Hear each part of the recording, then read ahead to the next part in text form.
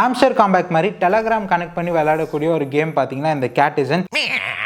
ஆம்ஸ்டர் காம்பேக்கில் நீங்கள் time spend பண்ணி விளையாடுறதுக்கு பதிலாக கேட்டிசனில் விளையாடுறது உங்களுக்கு இன்னும் ப்ராஃபிட்டபுளாக வந்து இருக்கும். ஏன் அப்படின்னு சொல்கிறேன், அதுக்கு முன்னாடி இந்த ரீலை வந்து சேவ் பண்ணிக்கோங்க. கேட்டிசன் வந்து கிரிப்டோவில் இருக்கக்கூடிய நம்பர் 1 எக்ஸ்சேஞ்சான பினான்ஸ் இன்வெஸ்ட் பண்ண ப்ராஜெக்ட். அண்ட் இந்த கேட்டிசன் வந்து 43% ஆஃப் இவங்களோட சப்ளை வந்து ஹேட்ராப்பாக வந்து கொடுக்குறதா ஆல்ரெடி அஃபிஷியலாக அனௌன்ஸ் பண்ணிட்டாங்க.